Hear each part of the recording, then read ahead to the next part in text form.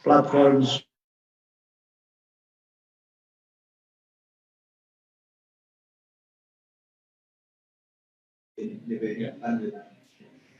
Baiklah Bapak Ibu, selamat sore, shalom, selamat hari Sabat. Ini adalah pertemuan kita yang terakhir melalui platform Zoom dengan membahas good news. Dan pembahasan kita pada sore hari ini, kita mendapat kunjungan dari Ibu Dewi di Semarang. Terima kasih Ibu Dewi. Dan dari malam ke malam untuk berbicara apa yang telah terjadi jika seseorang mengikuti good news principle di dalam kesehatan, maka saya menghadirkan beberapa orang yang mau untuk berbagi. Ada begitu banyak orang yang telah menerima manfaat dari prinsip good news ini, tapi saya menghargai privasi dari mereka masing-masing, dan hanya mereka yang mau berbagi yang menghadiri acara ini dan menginformasikan apa yang telah terjadi. Saya hanya suara menunjukkan jalan, dan waktu orang itu berkomitmen dan percaya kepada Tuhan, maka apa yang dianggap tidak masuk akal. Saya waktu itu ketemu Ibu Dewi, itu sudah nggak bisa berjalan, lututnya bengkak kaku, dan dokter di Singapura katakan itu mesti dihancurkan lututnya, dioperasi, diganti akrilik. Dan selain biayanya mahal, dokter juga nggak menjamin seumur hidup, akan bongkar pasang dalam beberapa tahun. Ya, kalau dia haus dibongkar pasang lagi. Tapi Ibu Dewi ini berkomitmen, dan Tuhan membuat mujizatnya melalui change lifestyle atau prinsip good news itu. Dan dari malam ke malam kita menyaksikan bagaimana berkat Tuhan, baik yang sudah kanker, yang tidak ada harapan, ya, kanker nasofaring, kemudian ada juga masalah dengan payudara, ya, ada kanker di paru-paru, dan Ibu Dewi bersaksi untuk penyakit autoimun. Sering saya katakan bahwa lebih mudah menangani kanker daripada penyakit autoimun. Kanker, kebanyakan kanker itu masalah epigenetik, perubahan gen itu karena gaya hidup. Jadi kalau itu dibalikkan, lebih mudah dibalikkan, undo. Penyakit autoimun ini gennya itu yang memang dari sononya, bakat genetik itu rusak. Dan kadang-kadang membalikkan itu sangat sukar. Tapi saya sendiri mengalami penyakit autoimun, dan karena saya berkomitmen, dan komitmennya bukan 1-2 hari. Kalau Ibu Dewi, Tuhan membuat mujizat 1 tahun, sudah rasa perubahan. Saya 4 tahun. Memang betul-betul keangkuhan manusia saya dilumpuhkan oleh Tuhan. Dan Tuhan mendidik saya dengan cara yang luar biasa, sehingga betul-betul kapok. Karena itu setiap orang yang mau konsultasi, saya selalu katakan, ini jangan bikin sama seperti pengobatan reguler. Anda main minta resep. Kayak ke apotik, sakit ini minta resep, dan Anda telan resep itu seumur hidup, Anda nggak baik-baik juga. Saya tidak menyinggung, tapi itu fakta. Ya, Anda temukan tiap hari. Orang 20 tahun minum darah tinggi, nanti meninggal juga darah tinggi plus jantung kan. Orang 20 tahun minum obat diabetes, nanti meninggal juga diabetes plus gagal ginjal. Karena orientasi orang bahwa ada magic bullet, ada obat yang dapat menyembuhkan penyakit mereka. Mereka tidak mau mengubah orientasi mereka bahwa penyakit kalau bukan karena infeksi, itu nggak ada obatnya sebenarnya. Obatnya adalah change lifestyle, ubah pola hidup, ubah pola makan, pola pikir. Kalau dia tidak mau berubah, ya saya yang dokternya yang sakit kepala, berpikir mau dikasih apa lagi, mau dikasih protokol apa lagi, dan saya nggak mau lagi seperti itu. Artinya begini, memikul orang yang tidak mau bertobat gitu. Nah, dulu saya masih stres gitu, lelah untuk berpikir, merumuskan protokol orang-orang yang tidak mau bertobat. Merasa sudah nyaman 6 bulan, mereka kembali lagi makan, merusak tubuh dan kesehatan mereka. Kemarin saya ditanya sambil lalu oleh seorang ibu, minta tolong suaminya asam urat nggak sembuh-sembuh. Saya bilang, ibu, asam urat itu bukan penyakit. Jadi bagaimana? Suruh dia tinggalkan daging merahnya. Suruh dia tinggalkan daging-daging ini, baru saya bikin jusnya. Kalau enggak, tidak. Sebab tidak ada jus yang bisa sembuhkan itu. Kalau dia masukkan sampah terus. Ibu itu langsung diam. Besoknya saya tanya, ibu kenapa ibu diam? Dia bilang, ya suami saya tidak mungkin bertobat. Itu kesenangannya. It's okay. Jadi, saudara, jadi mengakhiri ini, saya perlu jelas, jadi mengakhiri good news principle ini. Jadi mari kita lihat good news itu. Good news itu mulai dengan iman kepada Tuhan, godly trust. Kalau Anda tidak percaya lagi bahwa Tuhan sanggup menyembuhkan penyakit, ya bukan di sini tempatnya. Kalau Anda lebih percaya obat untuk menyembuhkan penyakit, ya bukan di sini tempatnya. Karena ada banyak bukti, Anda tidak perlu berobat, Anda minum obat darah tinggi, pasti darah tinggi Anda terkendali.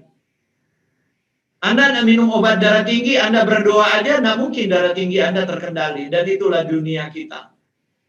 Kita katakan percaya kepada Tuhan, tapi sesungguhnya, ya, kita hanya percaya kepadanya karena takut masuk neraka mungkin, bagi sebagian orang. Tapi tidak percaya sesungguhnya dalam seluruh totally kehidupan kita. Saya sudah bicara panjang lebar godly trust tadi di dalam acara siang hari.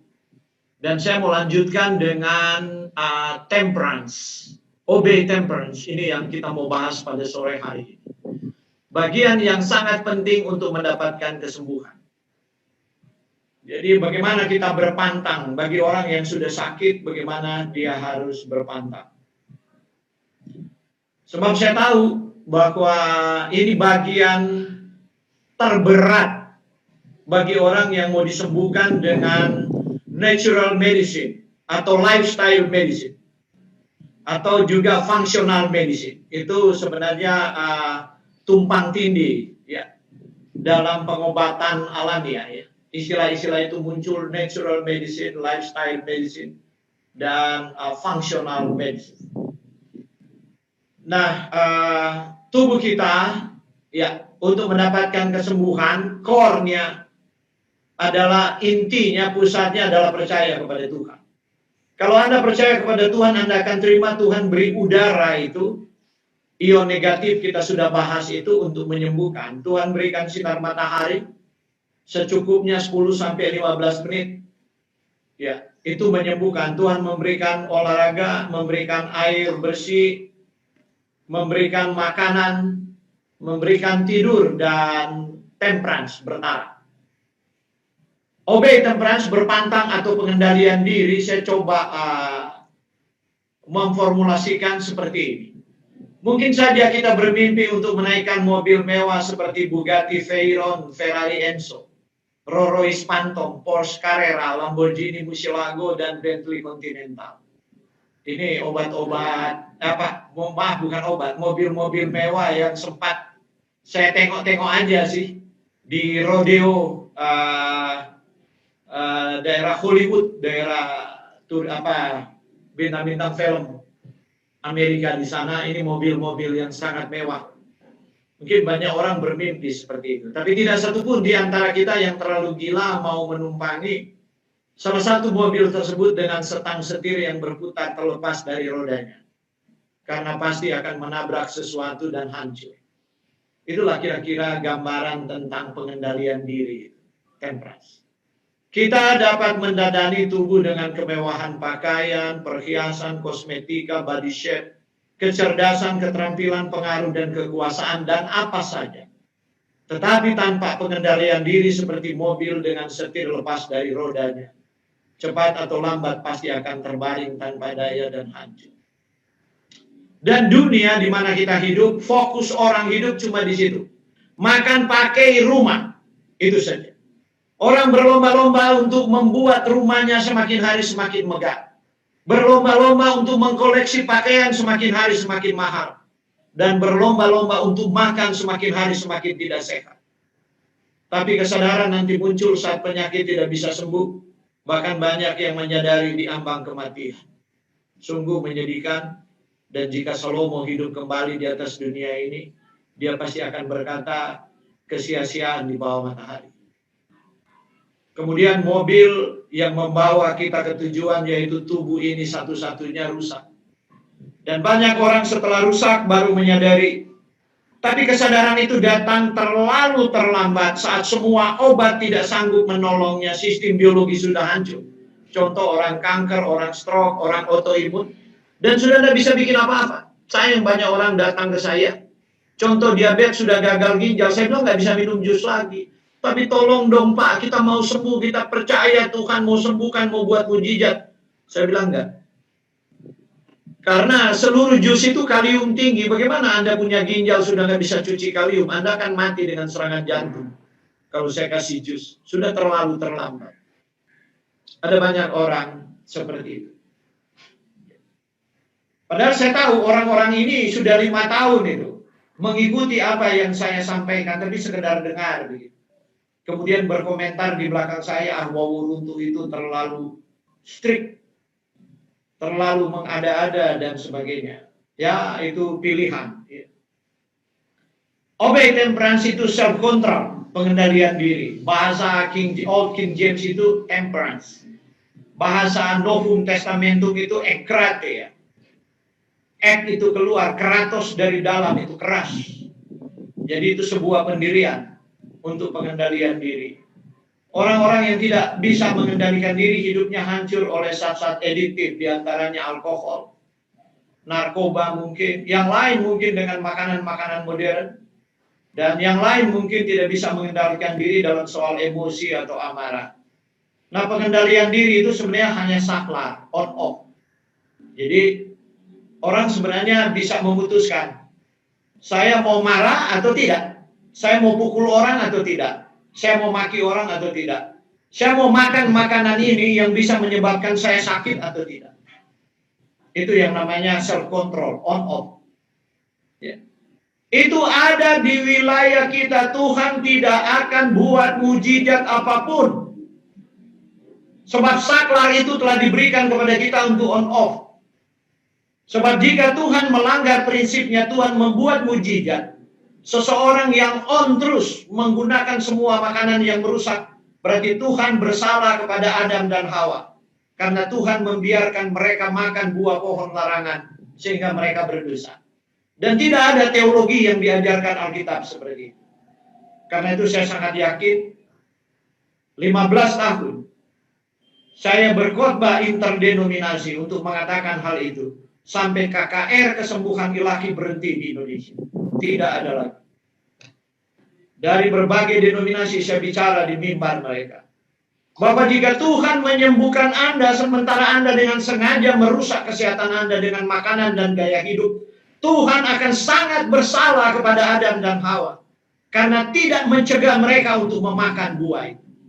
Dan Anda lihat, tidak ada yang bisa bantah secara teologis. Jadi kita hati-hati, dan saya sudah banyak bahas. Ya, sepanjang 2 minggu yang lalu saya membahas di Rumah Sakit Advent tentang kesembuhan ilahi di dalam gereja Advent, dan untuk membuat kita semakin memahami mengapa kita tidak ada simsalabim sembuh. Mengapa kita sudah sungguh-sungguh berdoa dan menangis, kesembuhan itu tidak datang. Masalahnya, orang yang sakit itu yang harus membuat keputusan, saya ambil keputusan untuk menghargai tubuh anugerah Tuhan yang telah ditebus oleh darah Yesus yang mahal. Untuk berhenti mengkonsumsi yang merusak kesehatan. Baru kemudian mujizat itu akan mengalir melalui makanan. Jadi sekali lagi, saya mohon maaf bagi yang sekedar minta resep. Tidak ada kuasa apapun di tanaman tumbuhan itu, walaupun saya belajar molecular nutrition. capek-capek saya harus pergi ke luar negeri untuk studi itu. Kuasa kesembuhan hak prerogatif dari Tuhan. Tuhan hanya menempatkan kembali molekul itu kalau kita bersetuju dan katakan ya dan amin, percaya kepadanya. Tapi kalau kita tidak percaya, ada orang hanya percaya lip service, percaya. Contoh dia kolesterol dan jantung, dia katakan percaya, tapi dia tidak mau tinggalkan rotinya yang pakai margarin, yang justru membuat HDL-nya turun terus dan LDL-nya naik. Bagaimana mungkin Tuhan bikin mujizat, dia sementara menutup pembuluh darahnya tiap-tiap hari. Sekarang saya mau membahas hubungan dengan temperance. Itu adalah makanan yang memengaruhi otak, pikiran, dan karakter. Ini sangat penting. Bukan hanya kesehatan kita di dunia ini, tapi penting untuk mempersiapkan kehidupan kita di akhirat, mempersiapkan kehidupan kita di dunia yang akan datang. Maka kita harus diubah, kita punya otak, kita punya pikiran, dan kita punya karakter. Karakter tidak mungkin berubah jika pikiran tidak berubah. Pikiran tidak mungkin berubah jika otak tidak diberi makan yang dibutuhkan untuk mengubah pikiran. Itu intinya. Jadi percuma berkhotbah karakter kalau jemaat tidak diberitahu bahwa otaknya itu rusak karena makanan yang dia sukai itu tidak mampu mengubah cara berpikir. Otak manusia adalah organ yang paling kompleks di dalam tubuh. Massa abu-abu dan putih seberat 3 pon ini berada di pusat semua aktivitas manusia. Otak mengatur fungsi dasar tubuh Anda, memungkinkan Anda untuk menafsirkan dan menanggapi semua yang Anda alami dan membentuk pikiran, emosi, dan perilaku Anda. Itu otak. Bayangkan kalau dia tidak mendapatkan nutrisi yang dia butuhkan. Apa yang dia tafsir? Kita kan menafsirkan dengan indera kita apa yang ada di luar. Apa yang kita tafsir kalau otak kita itu lewet? Banyak orang menganggap dia cerdas, padahal enggak. Saya sudah sebutkan tadi malam bahwa sehebat-hebat kita belum memanfaatkan 20% dari otak kita mungkin. Karena mungkin dari gaya hidup kita, pola makan, pola pikir kita seperti itu. Dan itu sangat mempengaruhi karakter kita. Sel otak itu ada 200 miliar sel. 10 miliar bit informasi. Setebal 500 ensiklopedia. Saya aja baru baca 3 ensiklopedia. Baca tamat. Ya. Rasanya ini kepala sudah mau penuh gitu. Dan bayangkan otak itu mampu menyimpan informasi 500 ensiklopedia. Jadi bukan hanya tentang dunia ini, mungkin tentang galaksi kita juga. 540 km per jam kecepatan berpikir. Jadi orang kalau mau berpikir itu kecepatannya luar biasa. Sampai orang bisa berpikir ganda, itu perlu dilatih. Ya. Dalam satu waktu yang sama, dalam detik yang sama, berpikir untuk banyak hal. 100 triliun kemungkinan koneksi. Tidak ada teknologi internet manusia yang sudah mencapai. Itu otak punya kemampuan. 400 pemikiran setiap 24 jam. 4.000. Bayangkan kalau setiap pemikiran itu berharga bagi kemanusiaan, humaniora. Berharga untuk hal-hal rohani. Tapi sering otak kita dijejali dengan hal-hal yang tidak berharga. Hal-hal omong kosong. Hal-hal yang hanya akan berakhir di dunia ini. Itulah yang membuat diantaranya otak kita merosot. 4.000 pemikiran loh. Bayangkan kalau ada 10%. 400 pemikiran. Jangan 10%, 1%. 40 pemikiran saja. Yang konstruktif, yang memberdayakan, yang berguna. Jadi apa dunia ini? Dunia ini menjadi lebih baik. Jadi apa negara ini, Indonesia? Negara ini lebih baik. Tapi sayang, otak kita hanya berisi sampah. Banyak. apalagi sampah lewat medsos, terlalu banyak. Dan orang senang itu isi sampah lewat medsos. Bayangkan kalau 4.000 pemikiran itu dapat dari merenungkan firman Tuhan. Wow, luar biasa sekali. Otak manusia mempunyai berat 2% dari berat volume tubuh kita. Sekitar 3 pon. 3 pon itu 1,5 kilo. Menerima 20% curah jantung. Memerlukan 20% pemakaian oksigen tubuh. Dan membutuhkan 400 kilokalori energi setiap hari. Jadi energinya itu setara dengan Anda berjalan hampir 10.000 langkah. Itu energi yang dibutuhkan otak. Berat 2%. Tapi curah jantung dia perlu 20%. Dan oksigen perlu 20%. Haus sekali otak. Otak merupakan jaringan yang banyak memakai energi dalam tubuh manusia dan terutama berasal dari proses metabolisme dan oksidasi glukosa.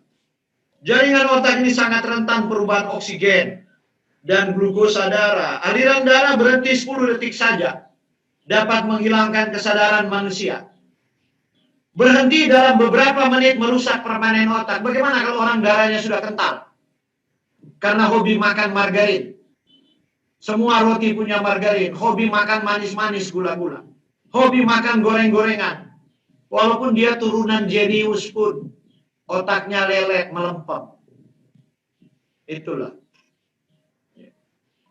Dan banyak orang merusak otak karena makanan. Bagaimana karakternya bisa berubah? Dia makan daging tiap hari. Tersinggung sedikit aja emosinya sudah naik.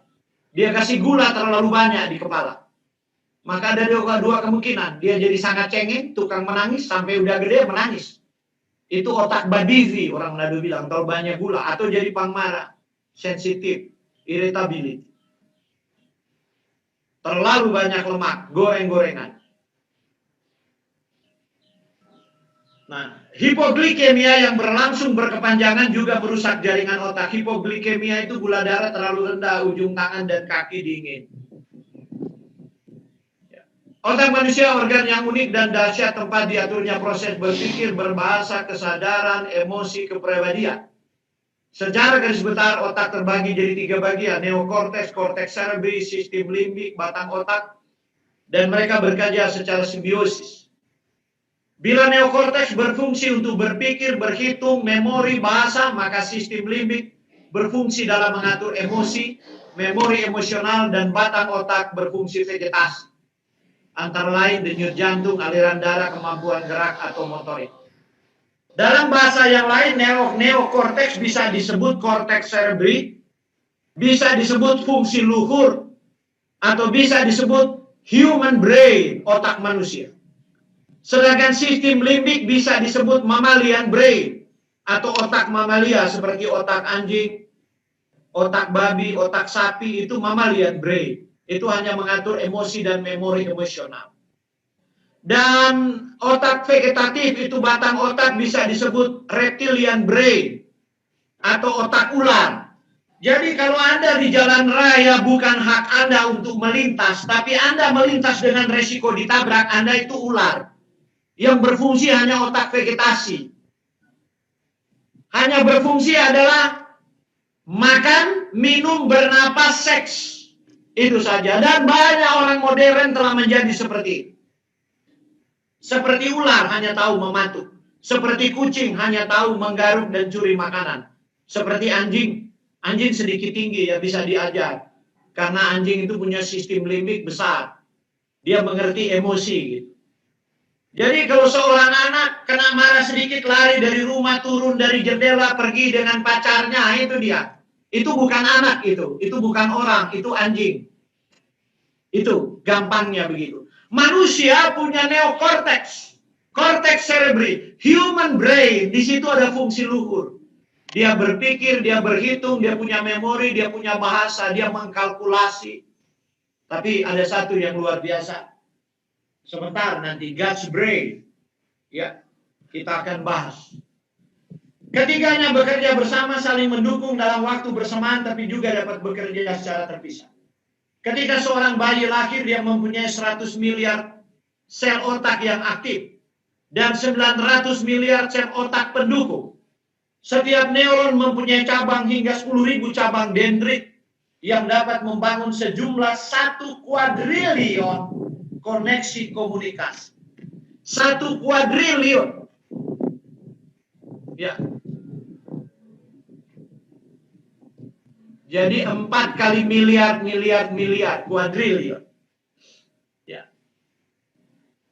Anda lihat, Tuhan telah memberikan otak itu sehingga di dalam batas-batas wilayah manusia, kita dapat menjadi apa yang kita ingin menjadi. Tapi banyak orang persalahkan Tuhan waktu dia tidak menjadi sesuatu. Sama seperti Anda pingin komputer. Seorang anak mau sekolah pingin komputer, kemudian orang tuanya kasih ke dia Asus dengan spesifikasi RAM 32 GB, harddisk 1 terabyte, Intel prosesornya yang terbaru, Skylake Core i7, kemudian kasih Nvidia GeForce yang terbaru kartu grafiknya. Tapi dia cuma main-main game di laptop itu dan pakai mengetik. Dia buang-buang kan, padahal harganya itu 30 juta. Padahal kasih laptop 4 juta aja dia sudah bisa bikin semua fungsi itu. Sama seperti otak kita. Tuhan kasih begitu kaya, tapi kita habiskan dengan ngerumpi. Kita habiskan dengan membicarakan perkara-perkara yang tidak berguna. Ini bagaimana karakter kita bisa dibentuk. Ya. Perkembangan otak pada minggu pertama kelahiran diproduksi 250.000 sel saraf yang belum matang. Kecerdasan mulai berkembang dengan terjadinya koneksi antar sel. Makin banyak percabangan yang muncul, makin berkembanglah kecerdasan anak tersebut. Dan kecerdasan ini harus dilatih, distimulasi. Tanpa stimulasi, potensi ini tersia-sia. Sama dengan komputer yang saya ceritakan tadi, kalau tidak diisi software, mau bikin apa tuh komputer? Dia bodoh. Tapi kalau kita isi software cerdas, dia jadi cerdas. Seperti itu. Otak manusia. Tapi banyak orang yang menguburkan seluruh potensi itu. Pertanyaannya, bagaimana mempertanggungjawabkan kepada Tuhan yang memberikan itu? Karena itu orang Kristen di dalam Alkitab ada perumpamaan tentang talenta. Trilogi perumpamaan di Matius pasal 25, orang hanya ribut membahas Matius pasal 24. Kapan Tuhan datang? Tapi Matius pasal 25, sebelum Tuhan datang, apa yang terjadi pada umat Allah? Ada 3 trilogi perumpamaan. 5 adat darah bijaksana, perumpamaan talenta, dan perumpamaan doa, domba, dan kambing. Saya akan bahas itu. Tapi bukan di sini. Nanti saya akan bahas di COVID-19 dalam perspektif nubuatan dan country living. Nah, di perumpamaan tentang talenta itu adalah persoalan menggunakan otak kita yang diberikan oleh Tuhan.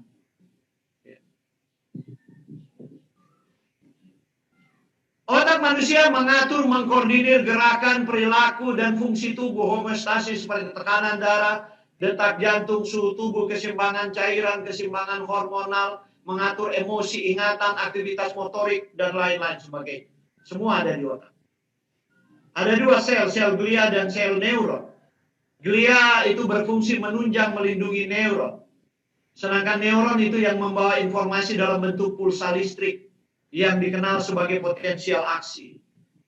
Mereka berkomunikasi dengan neuron yang lain ke seluruh tubuh, mengirim berbagai macam bahan kimia yang disebut neurotransmitter.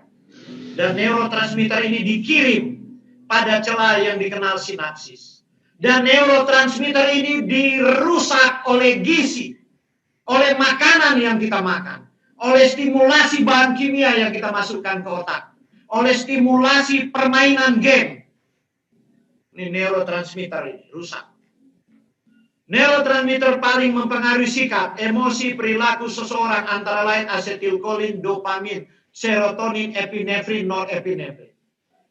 Kalau ini berada dalam keadaan seimbang, hati damai, otak brilian, menjadi pekerja yang sangat produktif, orang yang mudah bergaul. Tapi kalau ini tidak seimbang, udah jadi orang aneh, sampai gila betul.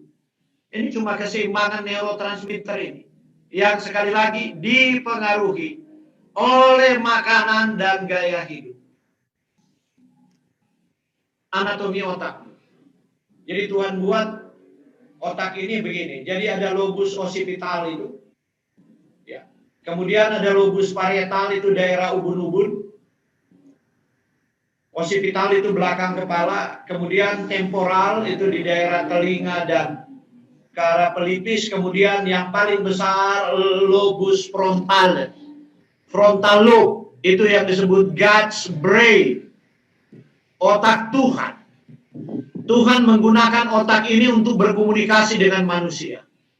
Dan jika otak ini tidak dilatih, tidak mungkin orang ke surga. Anda boleh komplain, tapi boleh nanti kita ketemu 4 mata dan mari kita diskusi dari Alkitab. Karena itu Yesus berkata dia mau menulis di dahi, bukan di ubun-ubun parietal, bukan di occipital, bukan di temporal. Kenapa Yesus katakan bilang namanya akan tertulis di dahi? Karena disitulah God's brain, otak Tuhan.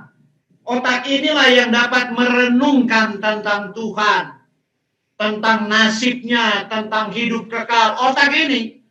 Jadi kalau orang yang sudah tidak berpikir hidup kekal, orang tidak pernah berpikir hidup di seberang kematian, frontal lobe-nya sudah rusak.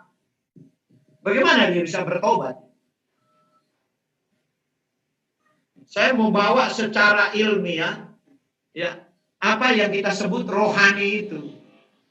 Yang kadang-kadang orang nggak mengerti. Mari kita lihat batang otak. Dia mengontrol fungsi dasar yang penting kehidupan. Pernapasan dan tidur. Saya bilang otak ular. Korteks cerebral dibagi daerah-daerah mengatur semua. Frontal dan otak depan, pusat pemikiran, otak pertimbangan. Kemampuan kita berpikir, merencanakan, memecahkan masalah, membuat keputusan ada di dahi. Karena itu anak waktu kecil kalau menangis bentur dahi di tembok, itu orang Nado bilang jadi anak kabal besar. Jadi tukang rusuh dia besar, frontal lobe-nya rusak. Orang yang minum alkohol, frontal lobe-nya rusak. Nanti sebentar kita bahas lebih lanjut. Kemudian sistem limbik berisi rangkaian penghargaan otak. Ya. Diaktifkan oleh aktivitas yang sehat, mempertahankan kehidupan seperti makan, bersosialisasi. Diaktifkan juga oleh penyalahgunaan obat terlarang. Sistem limbik ini bertanggung jawab atas persepsi emosi, baik positif dan negatif, yang menjelaskan sifat mengubah suasana hati dari banyak obat-obatan. Jadi Anda lihat makanan dan obat-obatan dapat mengganggu suasana hati. Karena itu saya katakan makanan mempengaruhi karakter. Jadi makanan tidak menyelamatkan kita. Tapi makanan mempengaruhi karakter kita dan karakter kita lah yang dinilai kita selamat atau tidak selamat. Jadi makanan secara tidak langsung mempengaruhi keselamatan kita. Jadi jangan bilang makanan tidak menyelamatkan. Memang benar, tetapi makanan prediktor kuat untuk menentukan apakah karakter seseorang mengalami pemulihan atau tidak. Bagaimana bagian otak berkomunikasi? Otak adalah pusat komunikasi yang terdiri dari miliaran neuron.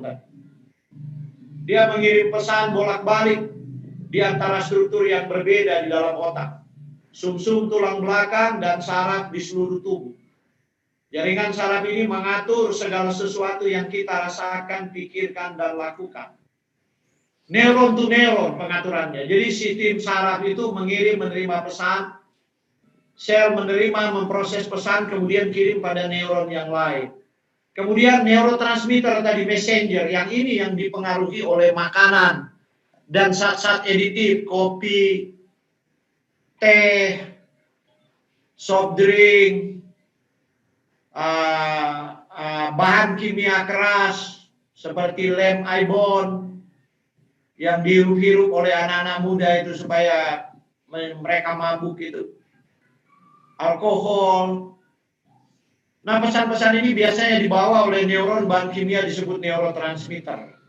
Kemudian ada reseptor penerima kimia otak. Neurotransmitter ini menempel ke situs khusus pada neuron penerima disebut reseptor. Neurotransmitter dan reseptor berfungsi seperti kunci dan anak kunci. Mekanisme khusus yang sangat spesifik memastikan bahwa setiap reseptor akan meneruskan pesan yang tepat hanya setelah berinteraksi dengan neurotransmitter yang tepat. Itulah sebabnya selera itu dibentuk kira-kira 21 sampai 28 hari. Jadi kalau kita makan sesuatu kemudian kita tidak suka, padahal itu sehat, jangan buang. Makan terus selama 21 sampai 28 hari. Akhirnya neurotransmitternya akan dibentuk. Sesudah itu kita akan menyukai seumur hidup. Jadi tidak ada alasan dan menjadi permisif kita tidak bisa makan makanan tertentu. Bahkan makanan yang paling busuk pun jika dilatih oleh otak maka orang katakan sedap. Contoh bakasan orang Manado, terasi orang Jawa, itu kan bau congek. Coba orang suruh cium congek seseorang, muntah dia. Coba kita ambil gigi lobang, korek dengan batang korek api, kemudian kita kasih cium ke orang, muntah dia. Coba tikus kejepit di laci kamar, tidak bisa tidur kita, bau busuk. Tapi terasi lebih busuk dari itu baunya. Dan bakasan lebih busuk. Coba telur busuk. Kita nggak mau cium. Tapi bakasan lebih busuk dari telur busuk. Kita bilang sedap. Jadi Anda lihat. Manusia itu sesungguhnya.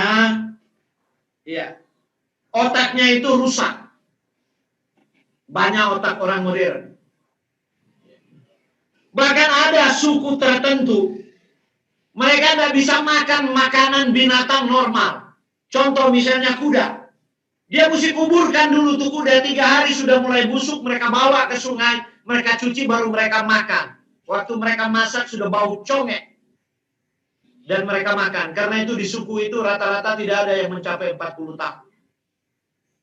Jadi betapa karakter seseorang diubah. Itu reseptor kimia khusus yang ada di otak.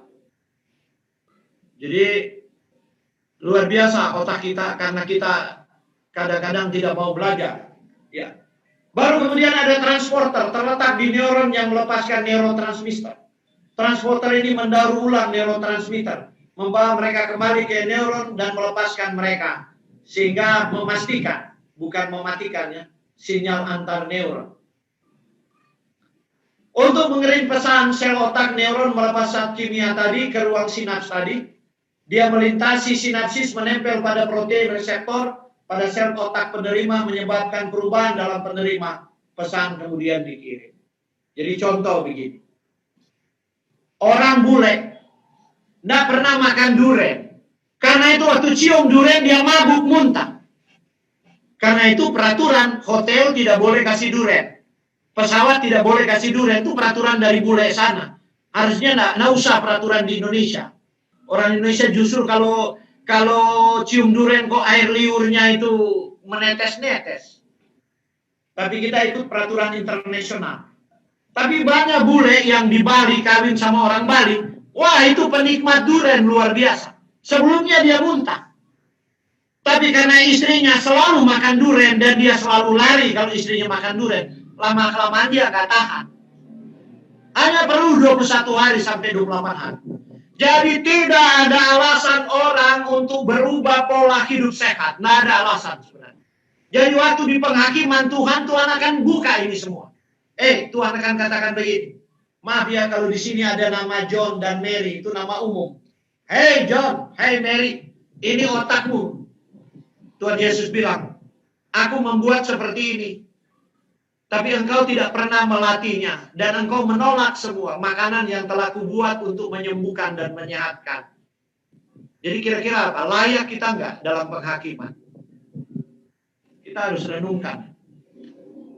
Padahal Tuhan kasih kita kesempatan seumur hidup. Kalau kebanyakan drugs itu menargetkan sistem hadiah otak dengan membanjiri otak dengan dopamin. Itu obat-obatan. Otak dipasangi kabel untuk membawa kita mengulangi aktivitas, mempertahankan kehidupan, mengaitkan kegiatan tersebut dengan kesenangan dan penghargaan. Jadi seperti dak kabel. Sekali orang, umpamanya dia ngebakso, terus dia merasa happy, tidak mungkin dia berhenti. Sebab dia udah kecanduan itu. Jadi dopaminnya sudah berpengaruh di situ.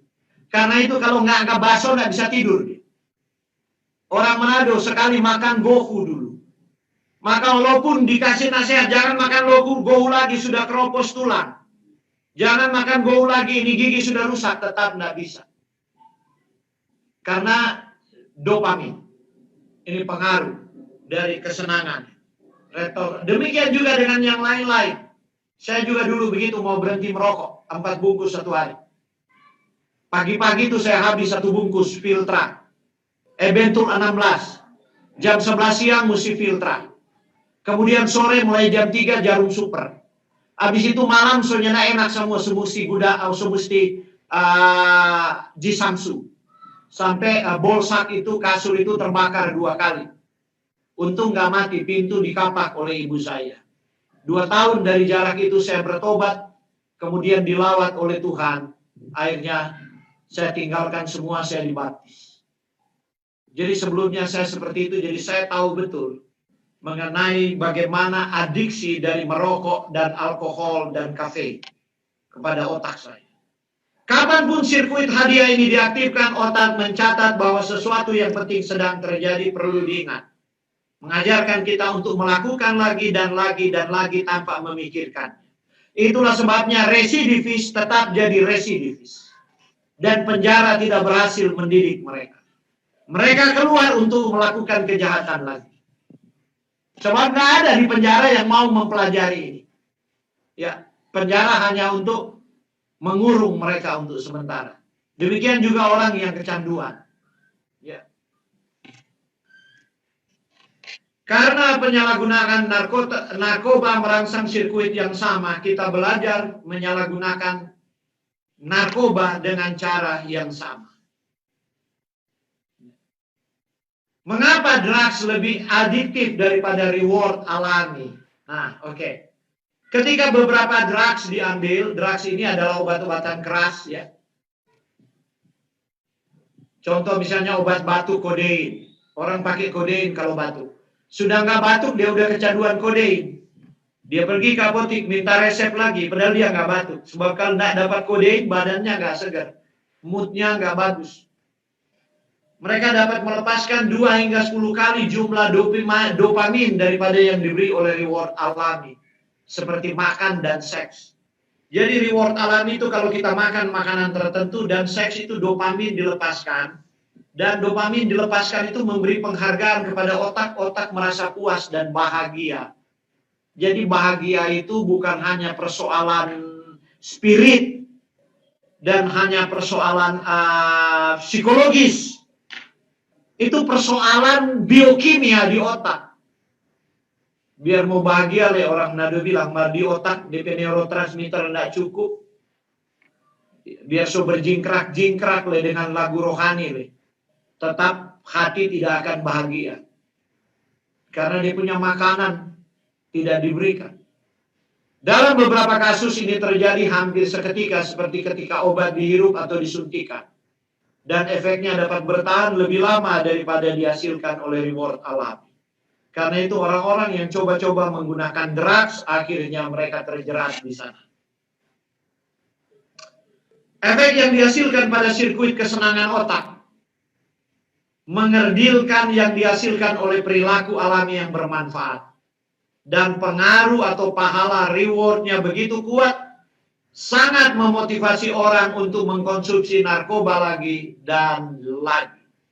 Dan saya berangkat ke Amerika berkali-kali diundang untuk seminar lifestyle medicine. Beberapa orang tua di sana curhat, minta didoakan. Anak mereka sudah menjadi pengguna. tapi mereka malu untuk menyampaikan ke sidang. Kenapa jadi pengguna? Sebab di beberapa negara bagian di Amerika sudah dilegalkan drugs. Dan anak-anak itu bisa pergi ke tempat itu untuk nyedot drugs. Saya katakan obatnya hanya satu. Brother and sister, hengkang lari dari Amerika pulang ke Indonesia. Tidak ada cara lain. Sebab sebentar lagi Amerika akan dihukum oleh Tuhan. Inilah sebabnya mengapa para ilmuwan terkadang mengatakan bahwa penyalahgunaan narkoba adalah sesuatu yang kita pelajari untuk melakukan dengan sangat baik. Jadi ilmuwan sampai mengatakan dari seluruh perilaku manusia, yang sangat baik manusia lakukan dan sangat berakhir adalah mengkonsumsi narkoba. Sebab dia akan lakukan lagi. Dengan perasaan bahagia. Dan kalau dia tidak melakukan, dia merasa tersiksa. Bagaimana kalau dopamin kita dibangkitkan? Kalau misalnya perawatan, sehingga dia merasa tersiksa kalau tidak pergi melawat. Wow, itu Yesus itu dan malaikat tepuk tangan di surga. Tapi kita lebih suka mencandu otak kita dengan makanan. Bahkan hari Sabat kita candu dengan makanan yang bikin otak kita melempem. Kita lebih suka dengar lomba kor, vokal grup, cerdas cermat, yang ringan-ringan. Tapi kalau pembahasan mulai berat, bahas nubuatan dan lain-lain, pulang tidur aja. Inilah yang disebut umat Tuhan yang rindu ke surga. Karena mereka merusak otak mereka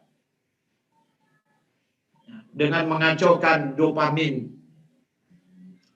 Apa yang terjadi pada otak Anda jika Anda terus mengkonsumsi obat-obatan? Ya. Akibat dampak dopamin di sirkuit reward otak seseorang yang dengan penyalahgunaan narkoba dapat menjadi abnormal rendah dan kemampuan orang itu untuk mengalami setiap kesenangan berkurang. Oke. Setiap kesenangannya berkurang karena itu mukanya jadi datar tanpa emosi. Orang kalau sudah narkoba berat, tidak ada lagi yang bisa menyenangkan dia. Soal makin hari dosis harus semakin besar, sampai akhirnya dia mati keracunan.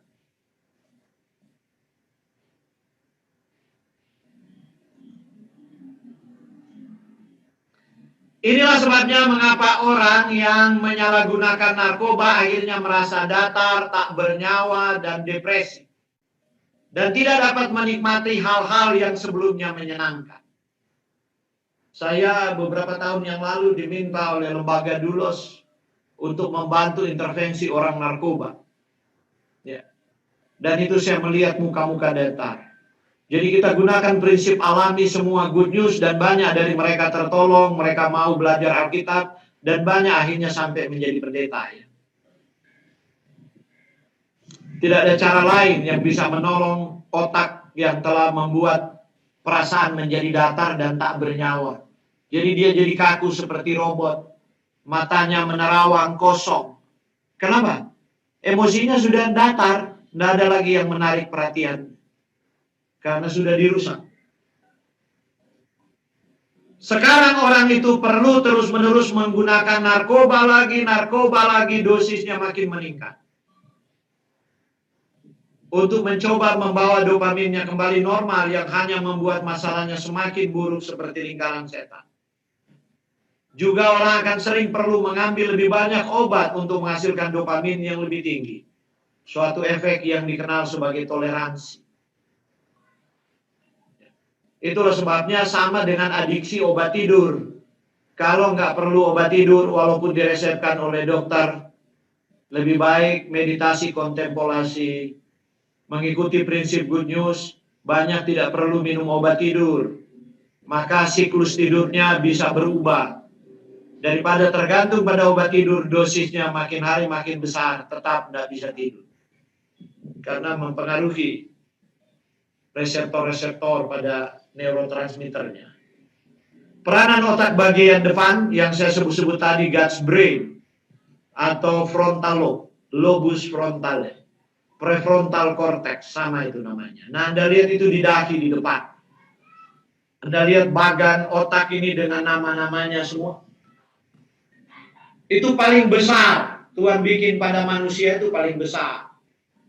Wahyu 22 ayat 4, dan mereka akan melihat wajahnya, wajah Yesus ini, dan namanya akan tertulis di dahi mereka.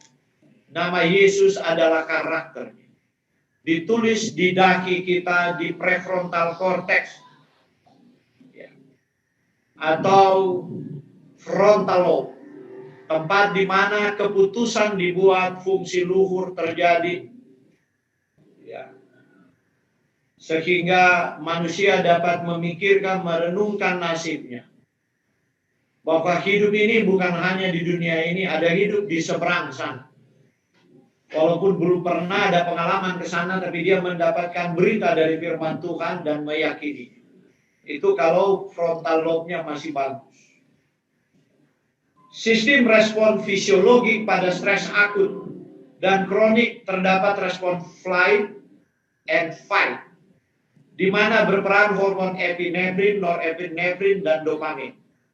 Respon terhadap ancaman meliputi penyesuaian perpaduan pada banyak proses kompleks dalam organ vital seperti otak, kardiovaskular, otot, hati, organ kulit, gastrointestinal, dan jaringan limfoid. Jadi fight or flight itu begini, waktu seseorang stres, maka dia harus mengambil keputusan, saya fight ini, saya lawan, saya jotos orang itu, atau saya pergi, saya fly. Maka yang terjadi itu hormon yang berperan, epinefrin, norepinefrin, dan dopamin itu mulai membuat apa waktu dia mau fly? Waktu dia mau fight, dia mulai buat denyut jantung semakin cepat, otot-ototnya berkontraksi, tangan mulai kaku, kepala mulai akhirnya ya seperti itu. Jadi tidak pernah ada orang menumbuk seseorang dan dia tidak berpikir dulu untuk menumbuknya dan memutuskan untuk menjotosnya. Jadi percuma sia-sia minta maaf. Sorry, minta maaf, saya tidak bermaksud demikian, itu omong kosong yang tidak perlu. Jadi kalau orang sudah jotos orang, minta maaf lagi. Lebih jujur, lebih baik untuk menyembuhkan otak yang sakit itu. Saya mohon maaf sebab saya telah berencana untuk memukul Anda. Begitu aja, minta maaf. Sebab tidak mungkin ada orang tubuh seseorang yang dia tidak pikir. Dia tidak rencanakan. Kalau enggak, bohong semua ini penelitian ilmiah menemukan ini, reseptor-reseptor. Jadi waktu orang mau membenci seseorang, tidak ada yang kebetulan, itu sebuah proses panjang. Dia harus melatih otaknya, sampai pada kondisi akhirnya kebencian itu memuncak. Dan sebagai orang Kristen kita telah hidup munafik di atas dunia ini, dengan menipu. Ya kadang-kadang saya pernah menjadi ketua jemaat, jadi saya tahu untuk mendamaikan orang, terlalu banyak itu kong kali kong. Kalau mau minta maaf juga. Tidak usah tambah-tambah dengan saya tidak bermaksud, saya tidak. Ya. Sebab otak itu seperti tidak mungkin ini tangan diperintah untuk tumbuh. Kalau otak tidak buat keputusan.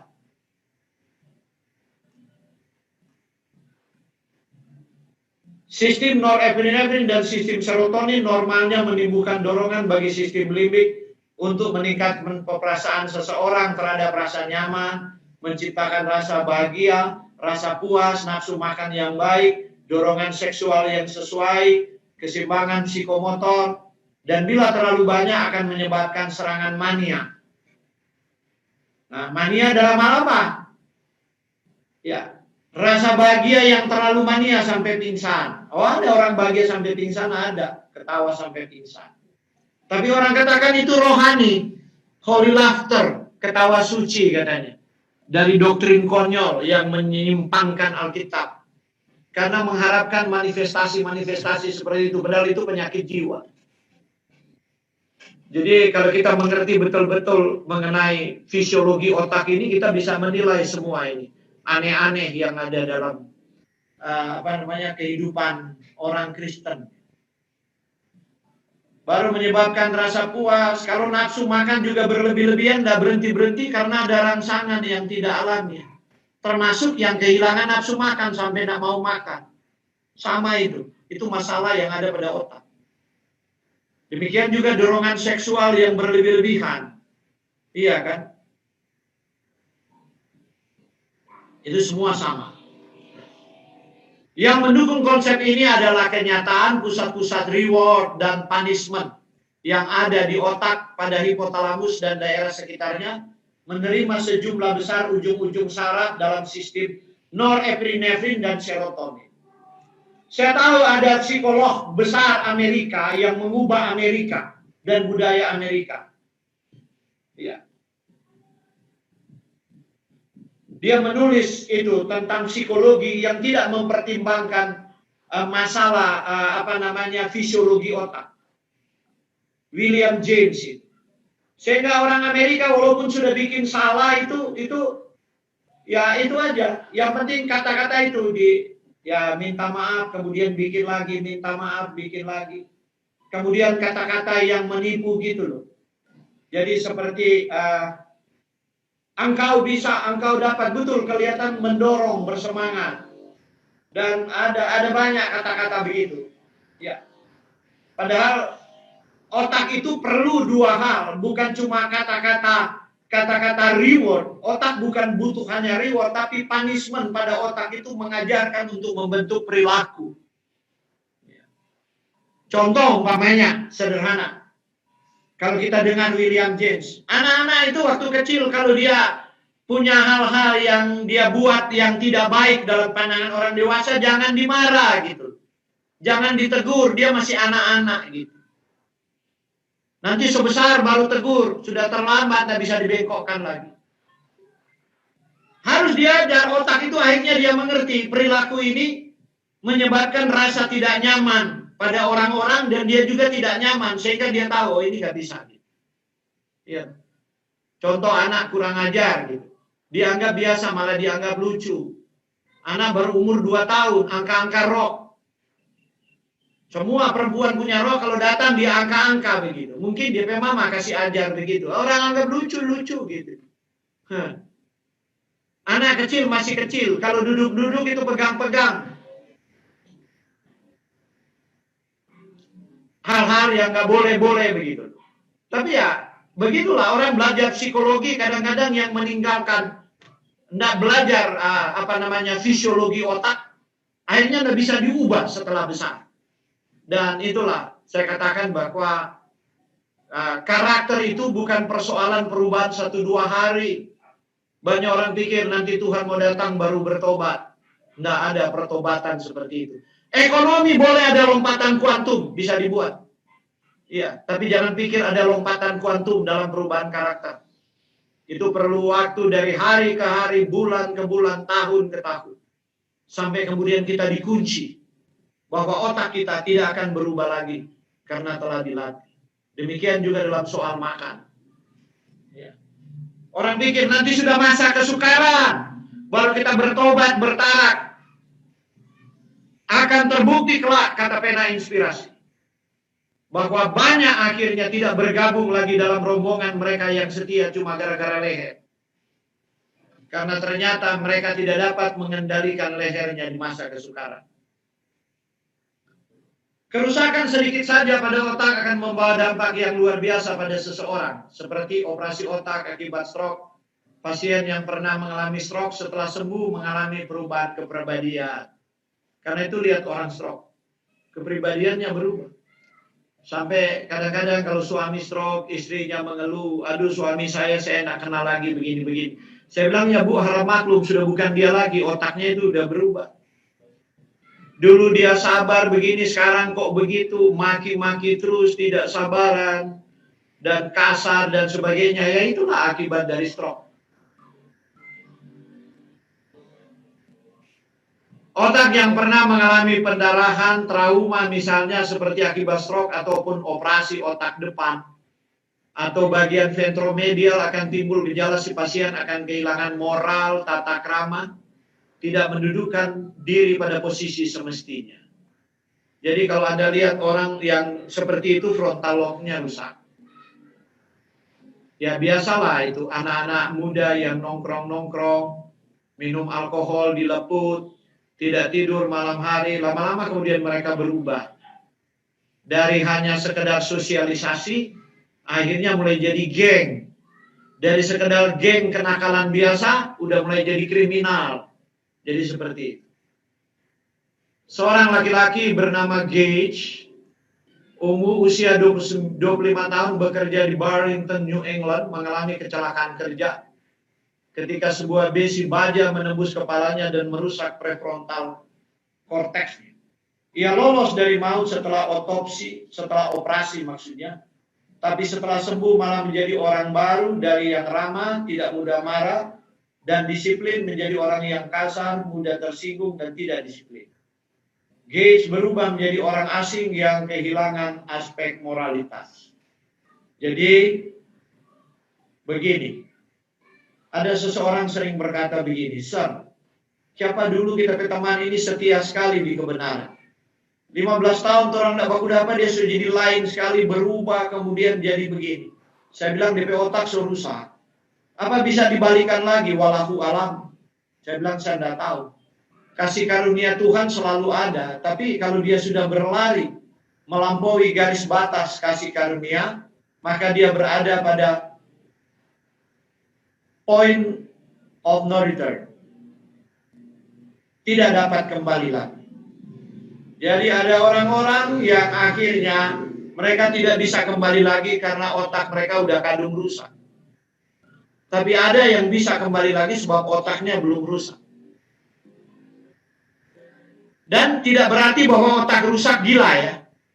Dia masih hidup normal, masih manusia normal, tapi otaknya udah rusak. Lob frontalnya sudah rusak, sistem limbiknya sudah rusak. Rusak karena ya gaya hidup, pola makan gitu. Dan itu sukar sekali, pertimbangan fungsi luhurnya sudah nggak ada. Maka mereka nggak bisa kembali lagi. Bagian limbik yang menjadi pusat emosi yang berada di amigdala dan hipokampus berfungsi mengatur emosi manusia dan memori emosi. Seorang penderita epilepsi misalnya yang mendapat terapi operasi otak, diangkatnya amigdala dan hipokampus, memperlihatkan gejala hypersex dan rakus setelah operasi. Jadi Anda lihat, kalau bagian otak ini diambil, amigdala dan hipokampus, orang jadi seperti hewan. Tidak ada moral lagi dalam soal seks. Dan bagaimana kalau tidak dioperasi, tapi dia juga jadi seperti itu? Ya, itu karena rusak dia punya amigdala dan hipokampus. Apakah oleh bahan kimia, makanan, oleh obat-obatan? Karena itu narkoba selalu berhubungan dengan seks bebas. Pengguna drugs berhubungan dengan seks bebas. Anda lihat, itu tidak bisa dipisahkan, saudara kembar. Karena itu adalah area-area yang merusakkan, ya, area-area reward pada otak. Bagian utama sistem limbik adalah hipotalamus dengan struktur berkaitan. Selain mengatur perilaku emosional, juga mengatur kondisi internal tubuh seperti suhu tubuh, osmolitas cairan tubuh, dorongan untuk makan, minum, serta mengatur berat badan. Ya. Karena itu Anda lihat, ya, orang-orang dunia Anda lihat, bagi Anda yang suka nonton, Anda lihat apa yang ditampilkan di layar lebar tontonan. Alkohol, seks, makan, dan hedonisme. Hidup yang seperti itu. Itu adalah untuk memuaskan. Jadi area reward pada otak. Ya, jadi dopaminnya itu yang dipuaskan. Fungsi internal ini secara bersama-sama disebut fungsi vegetatif otak yang berkaitan erat dengan pengaturan perilaku. Jadi bagaimana orang bisa bertobat hanya dengan KKR? Karena itu dari segi ilmiah sebenarnya, semakin hari saya melihat metode KKR itu semakin tidak berdaya untuk membawa orang berdosa ke kaki Yesus. Karena itu Tuhan berkata sebelum kedatangan Tuhan, memasuki masa kesukaran, mengapa medical missionary yang Tuhan gunakan dan Tuhan sudah bilang dalam pena inspirasi, itu orang awam dan tidak menggunakan saluran resmi. Tapi gereja tidak percaya itu. Yang saya sebut bukan gereja organisasi ya, tapi gereja kumpulan orang ya, sebagian besar umat Tuhan.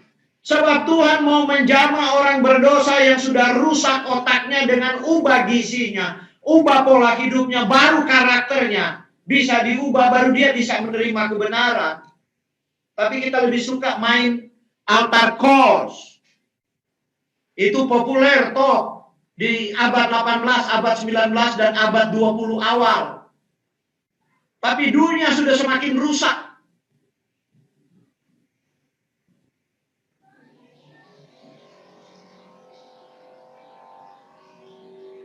Fungsi perilaku dari hipotalamus dan sistem limbik.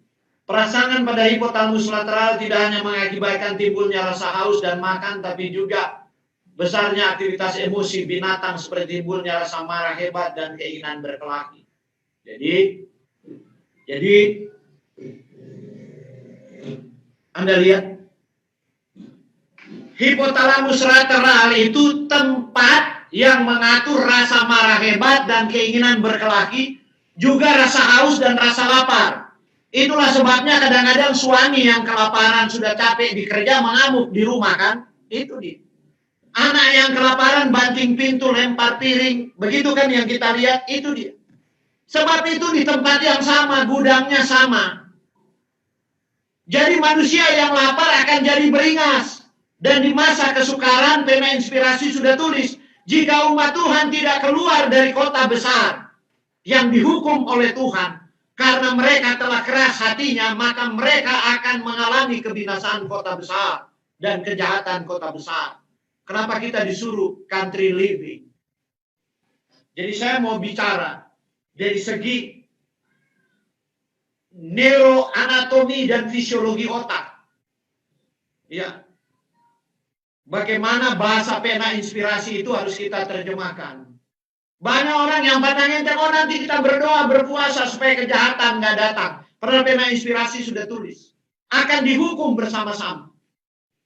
Bahkan dikatakan di masa kesukaran kita akan menanam dan akan memakan pada waktu itu bahan makanan sudah sangat sukar dan kita sementara mengarah ke sana. Ya, di ujung dari pandemi ini ada krisis pangan. Dan saya mau katakan, kalau tanam di sekitar pemukiman orang cuma merampas. Anda sudah belajar sore ini kan tentang otak. Orang lapar, itu gudang rasa lapar dan aus, gudang yang sama itu menyimpan amarah yang hebat seperti binatang dan keinginan berkelahi. Saya bukan menakut-nakuti, karena saya bicara fisiologi, bicara molecular nutrition. Jadi saya semakin menghargai pena inspirasi itu. Bahwa belas kasihan Tuhan, sebelum itu terjadi, 100 tahun sebelumnya Tuhan sudah tuliskan untuk jadi pegangan umatnya. Tapi saya yang umatnya kepala batu. Perangsangan nukleus ventromedial dan area sekelilingnya bila dirangsang menimbulkan rasa kenyang, menurunkan nafsu makan, dan binatang menjadi tenang. Nah ini, di otak ini, ventromedial. Jadi anjing itu, apa yang pawang-pawang itu belajar sih dari binatang liar? Hanya ini aja yang mereka belajar. Bukan dia ada ilmu gaib. Kalau dia tahu merangsang bagian dari otak itu, dia bisa menenangkan.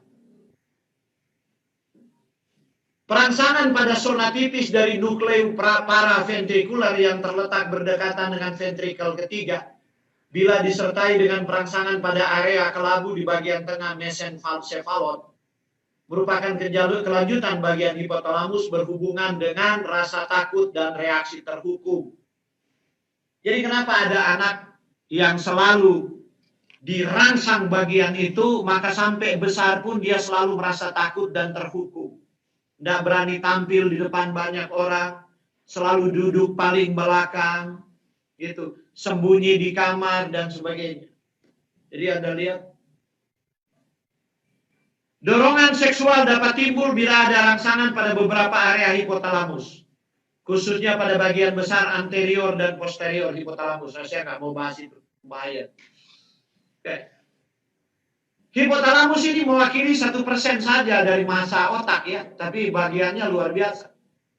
Namun merupakan bagian penting dari jaras pengatur keluaran sistem limbik. Contoh perangsangan kardiovaskular, dia cuma 1%, tapi perangsangan efek neurogenik pada sistem kardiovaskular meliputi kenaikan tekanan darah, penurunan tekanan arteri, peningkatan penurunan frekuensi denyut jantung. Pada umumnya perangsangan bagian posterior lateral dan hipotalamus meningkatkan tekanan arteri, frekuensi denyut jantung. Perangsangan area preoptik sering menimbulkan efek berlawanan. Oke.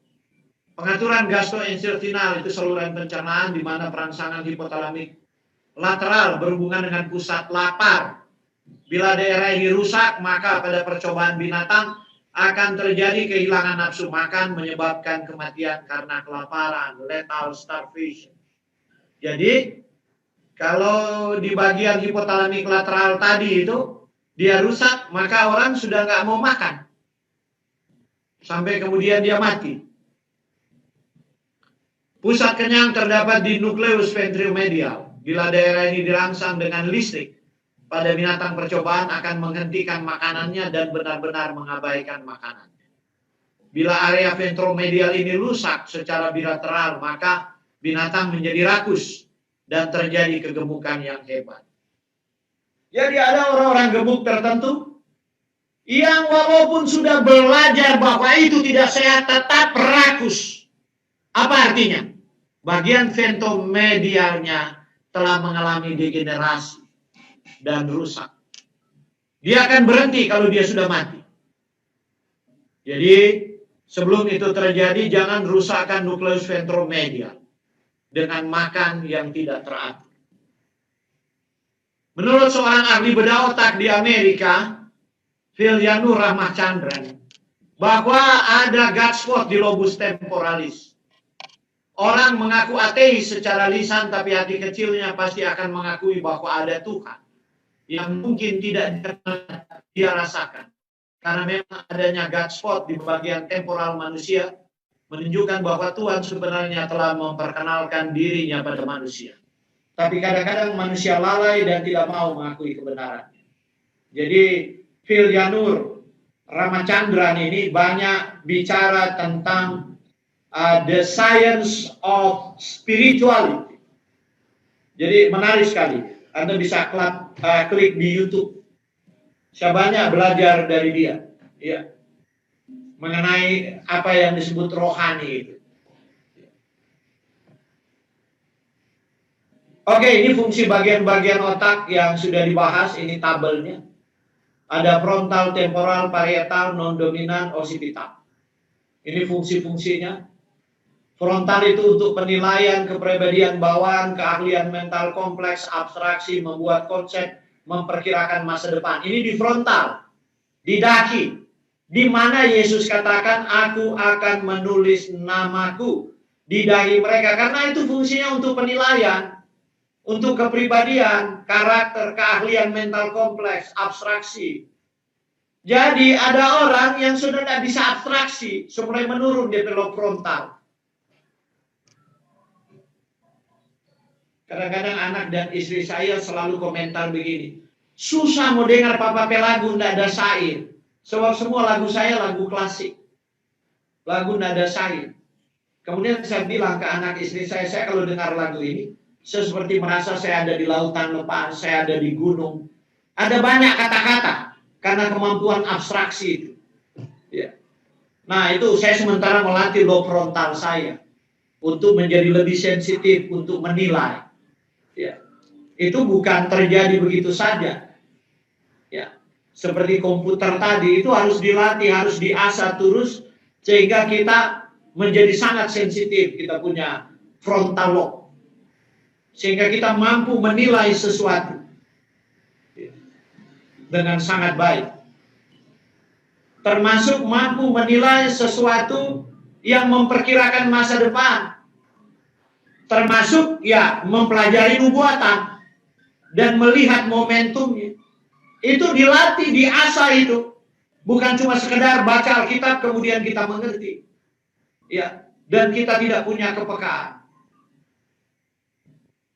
Seperti sekarang banyak orang Advent berpikir satu waktu kembali dia akan bisa bergereja normal lagi di gereja. Mereka sementara bermimpi.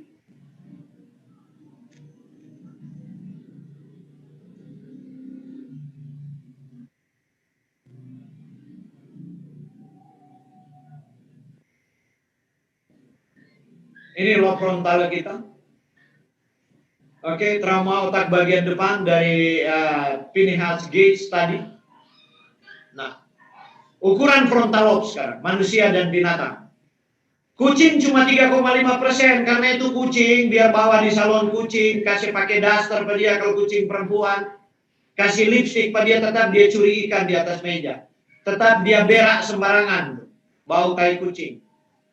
Kalau anjing 7%, nah anjing bisa dididik, ada pertimbangan, dia boleh kincing, dia boleh tidur di kamar tuannya, naik di tempat tidur kalau dia sudah cuci. Karena itu kalau sudah tuan mau tidur, dia nangis ke kamar mandi. Dia ingin kincing, pup, dan cuci. Ada anjing-anjing pintar, cuci kaki baru dia tidur. Kalau dia rasa kencing, udah dia keluar, pergi, udah 7%. Oh, kera lebih besar 17%, karena itu kera bisa meniru manusia. Dia bisa merokok seperti manusia, bisa minum alkohol. Malah kera telah dilatih simpanse di Amerika untuk jadi perawat. Dan mereka berhasil melatih 4 tahun. Bahkan perawat di bidang ICU. Dia mampu mengendalikan remote-remote alat-alat yang ada.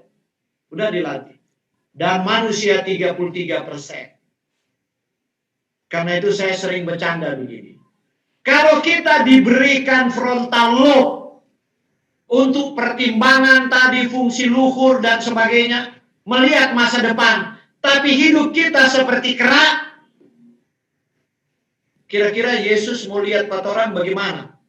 Atau hidup kita seperti anjing, hanya tahu menggonggong dan menggigit, atau seperti kucing yang hanya tahu mencakar dan berak sana berak sini dalam bahasa Manado. Itu sederhananya. Ya, kalau saya beri materi ini ke orang muda, anak-anak muda, anak-anak SMA, seperti itu. Karena kita tidak mau melatih frontal lobe kita. Peranan frontal lobe, struktur tertinggi dari semua bagian otak lainnya yang menyelenggarakan fungsi universal untuk mengatur semua hal yang berhubungan dengan pengendalian diri dan tingkah laku. Jadi waktu taburan siswa-siswa, kemudian calon gubernur DKI Jakarta bertanya ke saya sebelum masa Jokowi itu. Dia bilang, Prof, ini apa yang jadi persoalan ini, tawuran-tawuran ini? Saya bilang, ini gelombang agresivitas. Jadi tidak harus disalahkan pendidikan, yang disalahkan apa yang mereka makan. Dimakan di rumah dan dimakan di kantin sekolah. Selama itu tidak diatur, gelombang agresivitas ini tidak bisa reda. Kedua, makanan mengkondisikan. Ketiga, makanan otak, yaitu apa yang mereka nonton, game, film, dan sebagainya. Jadi mereka sudah punya kecenderungan, sekarang mereka ingin mempraktekkan apa yang mereka nonton. Dan itulah generasi muda di kota besar sementara hancur. Dekadensi moral sementara terjadi. Karena itu di kota besar kalau mau organisir kumpul massa untuk demo-demo itu gampang sekali. Karena banyak orang frontal lobe-nya sudah nggak ada. Orang udah nggak berpikir. Fungsi luhurnya nggak ada.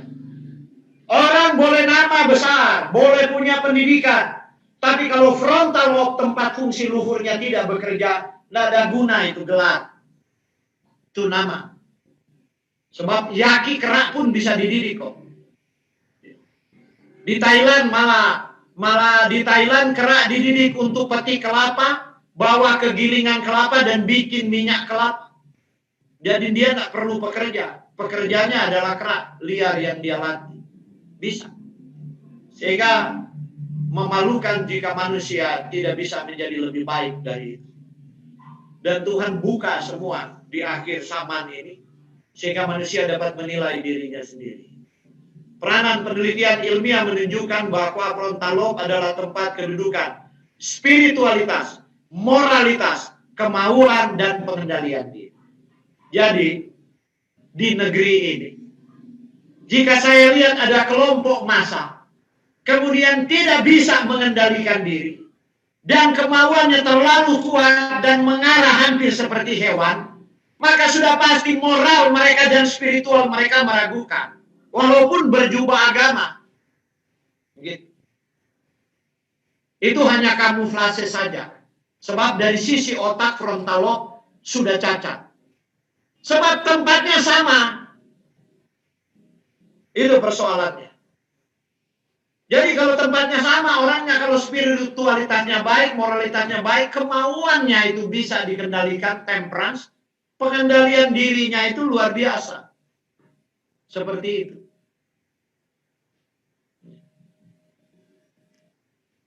Faktor yang membangun kekuatan karakter cuma dua. Kuasa kemauan dan kuasa pengendalian diri. Message to young people. Halaman anak. Jadi kalau kuasa kemauan dan kuasa pengendalian diri tidak ada, maka saya berkesimpulan spiritualitas dan moralitas tidak ada. Tidak ada politisi yang mengerti. Jadi waktu saya bicara waktu itu, saya mau launching buku dan bicara waktu itu ada 2 calon gubernur DKI di hampir 10 tahun yang lalu. Satu calon gubernur mendekati saya sesudah itu dan katakan begini, Pak, kalau saya terpilih jadi gubernur, Anda lebih dulu yang akan saya pakai jadi konsultan saya untuk membenahi gelombang agresivitas yang ada. Tapi dia nggak terpilih jadi gubernur. Akibat kerusakan frontal lobe, berkurangnya kemampuan berpikir logis. Jadi kalau orang mulai tidak logis, kerjanya cuma marah-marah, tunjukkan kekuatan seperti hewan, itu tanda frontal lobe-nya sudah mulai mundur, rusak. Apalagi di komite gereja. Kalau komite lempar kursi, tangkap-tangkap, dikerak orang, saling maki dan lain-lain. Ya, kalau anjing bisa bicara, anjing akan tertawa terkekek-kekek. Itu frontal lobe. Dan saya katakan tidak peduli pendidikan berapa tinggi, gelarnya seberapa tinggi, iya, pangkatnya di masyarakat, nama baiknya seperti apa. Sebab frontal lobe itu memampukan seseorang untuk berpikir logis. Kemerosotan daya pikir abstrak, orang sudah bisa berpikir abstrak. Kehilangan empati, itu frontal lobe hilang. Karena itu saya katakan Anda yang mengikuti webinar ini di kota besar. Ya. Sebelum saya seminar mulai tanggal 17 saya seminar di Jakarta sampai tanggal 30 nanti di Manado. Jadi webinar saya berjudul COVID-19 dalam perspektif nubuatan dan country living. Kalau bisa jual asetmu di kota besar, jual sekarang, berdoa kepada Tuhan. Ya. Dan bantu cepat selesaikan pekerjaan Tuhan di kota besar. Kemudian sisanya itu berangkatlah cari daerah country living untuk mempersiapkan tempat di mana engkau bercocok tanam di masa kesukaran. Kita tidak tahu 3-4 tahun mendatang apa yang terjadi. Tiap hari Tuhan beri kesempatan gelombang agresivitas di mana orang kehilangan empati sama sekali. Jangankan simpati. Kemerosotan daya pikir abstrak dan tidak berpikir logis lagi. Berjubel-jubel kata pena inspirasi seperti diikat. Pena inspirasi katakan diikat dalam kelompok-kelompok. Dan sutradara mereka adalah setan. Otak mereka udah rusak. Saya nggak perlu ngomong apa yang sementara terjadi di seluruh kota besar di dunia ini. Ya. Ketidakmampuan mengendalikan diri. Gangguan sosialisasi. Itu sudah parah itu kalau sudah gangguan. Kekurangan prinsip moral tambah parah lagi. Tidak memikirkan masa. Nah itu. Contoh. Seseorang misalnya, kalau dia punya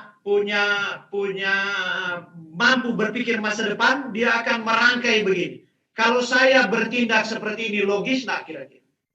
Bagaimana dengan masa depan saya, masa depan keluarga saya? Dan kalau dia tokoh masyarakat, masa depan masyarakat ini? Kalau dia tokoh bangsa, masa depan bangsa ini? Seperti itu. Jadi ukurannya ada pada frontal lobe. Akibat kerusakan frontal lobe, gangguan kemampuan mengingat, gangguan konsentrasi, gelisah, fantasi. Nah, itu sudah bahaya nih kalau sudah fantasi. Ketidakstabilan emosi, apatis. Ya. Berfantasi, itu bahaya. Dan semua mengerti nih fantasi kalau orang dewasa. Ya, sudah mengerti fantasi. Dan itu kerusakan frontal lobe begitu.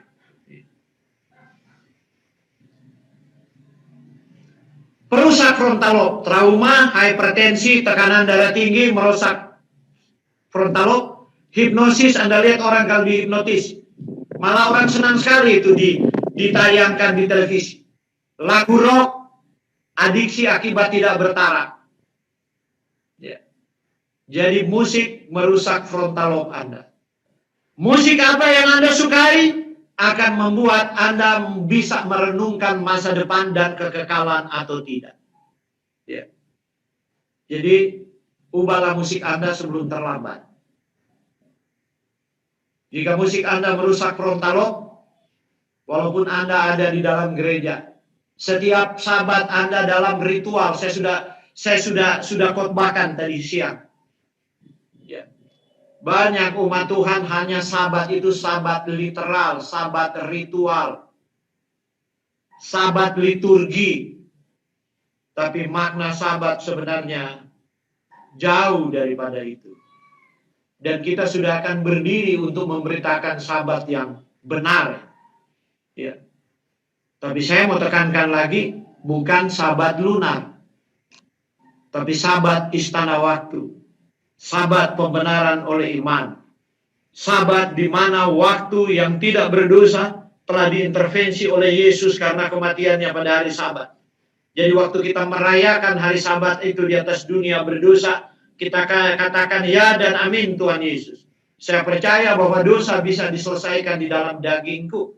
Oleh karena jasa-jasa kebenaranmu, bukan karena kebenaranku. Itu dia. Jadi bukan sekedar hari perbaktian dan sebagainya. Nah, orang yang sudah rusak frontal lobe-nya ya sukar untuk menerima ini. Mereka hanya lebih suka terima sabat legalis. Tekanan darah tinggi, hipertensi merusak lapisan mielin otak, itu persoalannya. Kenapa saya perlu masukkan ini? Di Sulawesi Utara, riset kesehatan dasar nasional yang dibuat tahun 2018, nanti dibuat lagi 2023, perlu 5 tahun ya. Maka penderita tekanan darah tinggi itu paling banyak di Sulawesi Utara dibandingkan seluruh provinsi yang lain. Jadi Anda lihat, orang Sulawesi yang dalam survei neuroantropologis pernah saya baca, di suku-suku di Indonesia ada 2 suku gudangnya orang pintar, yaitu orang Sulawesi Utara dan orang Minang, yang dianggap rata-rata, bukan cuma 1-2 tapi rata-rata itu orang-orang pintar. Tapi dengan adanya darah tinggi tidak lama lagi, maka kemampuan berpikir orang Sulawesi Utara yang produktif cuma mungkin sampai umur 45. Rata-rata ya, mungkin 60% sampai 70% dari populasi. Sesudah itu merosot. So, jadi pikun, jadi pelupa. Jadi kalau dia sempat profesor di umur 40, dia sempat berkarir umur 45, umur 50 soalnya sesuai dia jabatan profesor. Sebab kalau darah tinggi dia dan dia semulai pikun.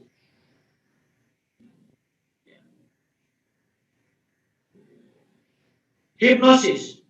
Hipnotis mencoba membatalkan fungsi frontal lobe dan membawa orang ke dalam keadaan tak sadarkan diri, di mana mereka menjadi sangat mudah dipengaruhi orang, akan merekam informasi dan tugas-tugas tanpa penafsiran atau tanpa aktivitas frontal lobe. Karena itu umat Tuhan jangan coba-coba. Sekarang kan ada psikologi pakai hipnosis, ada penyembuhan pakai hipnosis gitu kan. Jangan coba-coba ke sana. Pengaruh musik. Musik memasuki otak melalui temporal lobe dan pusat emosi di limbic system. Dia masuk lewat sana, musik itu kemudian mempengaruhi perilaku. Itulah sebabnya musik dapat mendorong perilaku-perilaku yang vulgar. Dari sini beberapa jenis musik menghasilkan respons frontal lobe yang mempengaruhi nilai moral dan akal sehat. Contoh, waktu siapa itu yang suka konser-konser rock itu dan suka telanjang-telanjang perempuan itu? Namanya itu Lady Gaga. Ya. Waktu dia konser di Jepang kan? Waktu dia mulai buka pakaian atas dan bawah, saya baca ditulis oleh seorang jurnal, semua perempuan itu histeris dan mulai buka pakaian mereka di tengah konser. Gila nggak? Kemudian dibubarkan polisi, termasuk istri-istri pejabat yang ada di situ. Jadi Anda lihat pengaruh musik dan setan menggunakan itu. Setan menggunakan musik. Wahai orang muda yang tergila-gila dengan musik, jika engkau tidak bertobat dengan musikmu, maka engkau tidak lagi memikirkan untuk kekekalan. Engkau pikir hidupmu hanya berakhir di dunia ini. Kemudian engkau akan dibangkitkan dan dihukum. Musik rock. Musik rock tidak membangkitkan respon frontal lobe, tetapi membangkitkan respon emosi sistem limbik di luar kontrol. Mengakibatkan timbul emosi berlebihan dan hanya sedikit interpretasi logika dan moral. Itulah yang terjadi dengan Lady Gaga saya bilang tadi. Jadi kalau Anda penikmat musik rock, bertobat cepat sebelum terlambat. Sebelum Roh Kudus sangat didukakan, akhirnya kemudian Anda dibiarkan tanpa penolong sama sekali. Jangan katakan, wow, runtuh ini terlalu ekstrim. Saya harus bersuara sebab waktu sudah singkat. Tuhan akan menuntut darah Anda kepada saya. Sebab ini tidak jarang, saya bukan katakan tidak pernah, tapi jarang diberitakan dari mimbar kita. Karena sekarang mimbar kita telah dipengaruhi oleh psikologi perkembangan kepribadian. Jadi terlalu sopan bicara di mimbar untuk menyenangkan telinga. Padahal firman Tuhan berkata, jika engkau para penjaga tidak mengamarkan umatku, kata Yeskiel, sehingga umatku binasa, darah mereka akan ditanggungkan kepadamu.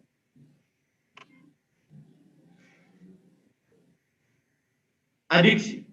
Adiksi adalah satu kecanduan fisiologis dan ketergantungan psikologis pada suatu bahan atau kegiatan di luar kendali yang wajar. Jadi ada banyak adiksi. Saat tadi drugs menyebabkan adiksi karena ada faktor reward, karena ada neurotransmitter dopamin. Dan ada adiksi juga melalui makanan. Mari kita lihat adiksi yang mempengaruhi frontal lobe. Kecanduan itu alkohol, seks, dunia maya, dan kerja. Itu sama, itu kecanduan. Ketagihan itu judi, obat, dan makanan. Jadi kita mungkin tidak makan alkohol, tidak minum alkohol. Tapi kita kecanduan kerja, dunia maya, atau kecanduan seks. Kita mungkin tidak ketagihan judi dan obat, tapi kita kecanduan makanan. Sama, merusak frontal lobe. Membungkemkan neurotransmitter dopamin sehingga mempengaruhi perilaku kita kelak. Jadi Anda lihat bahan adiktif ada psikotropika, narkotika, alkohol, nikotin, kafein, itu sama. Dan mari kita lihat ya perbandingan sifat adiksi. Orang hanya ribut dengan apa? Marihuana. Anda lihat marihuana. Marihuana ketergantungan, yang lebih menyebabkan ketergantungan apa? Alkohol. Dan apa lagi? Heroin dan nikotin juga hampir sama ketergantungan. Withdrawal. Itulah sebabnya mengapa Amerika mengizinkan marihuana sekarang. Bandingkan aja marihuana dengan kafein. Ya. Anda lihat bar merah itu. Ya. Hampir sama itu. Malah yang toleransi itu kafein itu yang lebih besar. Tapi karena itu saya katakan bahwa kalau dulu marijuana dilarang jadi narkoba, tapi kafein, kopi diperdagangkan. Memang dunia ini bukan milik Tuhan. Itu. Saya sering berkata, dunia ini bukan milik Tuhan. Sejak Adam dan Hawa kalah dan jatuh ke dalam dosa, pengelolaan dunia ini mereka telah serahkan ke tangan setan.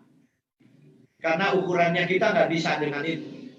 Anda lihat perbandingan antara dependence, withdrawal, tolerance, reinforcement, penguatan, dan intoksikasi, keracunan, hampir mirip kafein dan marijuana. Itulah Amerika sekarang berani beberapa state, sudah 10 mungkin, state, negara bagian, yang melegalkan marijuana. Itulah sebabnya pena inspirasi menuliskan, jika kita menggunakan zat-zat adiktif ini, kafein dan alkohol, maka itu akan mendorong tubuh kita untuk menjadi kecanduan terhadap zat yang lebih berbahaya. Peliharalah frontal lobe Anda, lindungi dari trauma, makanya beri gizi yang baik, bertarak dalam segala hal, kontrol input, berikan latihan. 1 Korintus 9 ayat 25, tiap orang yang turut mengambil bagian dalam pertandingan menguasai dirinya dalam segala hal. Mereka berbuat demikian untuk memperoleh suatu mahkota yang fana. Tetapi kita untuk memperoleh suatu mahkota yang abadi. Jadi ada pertandingan untuk memperoleh mahkota abadi. Itu bukan kesera-sera whatever will be, will be. Apa mau terjadi, terjadilah. Yang penting saya percaya kepada Tuhan Yesus. Yes, amin. Banyak orang Kristen seperti itu sekarang. Tapi ada sebuah pertandingan untuk menguasai diri di dalam segala hal. Kontrol input, melihat pemandangan alam yang indah, pergi berkemah, mengunjungi tempat bersejarah, menghadiri konser musik rohani yang baik, mendengarkan musik-musik yang baik. Itu untuk kontrol input. Latihan otak, nilai-nilai keluarga, mesbah harian, belajar Alkitab, menyanyi lagu rohani bersama, belajar firman Tuhan bersama, berdoa bersama, mendiskusikan nilai-nilai rohani bersama. Itu adalah latihan untuk otak dan frontal lobe kita. Pemulihan frontal lobe melalui firman Allah. 2 Timotius 3 ayat 15 dan 16. Ingatlah juga bahwa dari kecil engkau sudah mengenal kitab suci yang dapat memberi hikmat kepadamu dan menuntun engkau kepada keselamatan oleh iman kepada Kristus Yesus. Karena segala tulisan yang diilhamkan Allah memang bermanfaat untuk mengajar, untuk menyatakan kesalahan, untuk memperbaiki kelakuan, dan mendidik orang dalam kebenaran. Apa yang terjadi pada otak yang mempelajari firman Tuhan? Pemahamannya akan diperbesar. Saya merasakan itu sendiri. Banyak hal di 20 tahun yang lalu saya tidak paham. Semakin saya mendalami firman Tuhan, semakin saya memahami banyak hal, bahkan hal-hal praktis dalam kehidupan. Kesanggupan yang lebih tinggi dan agung akan dikembangkan. Pengertian yang lebih tinggi akan kebenaran-kebenaran mulia akan bertambah. Tuhan Yesus memberkati.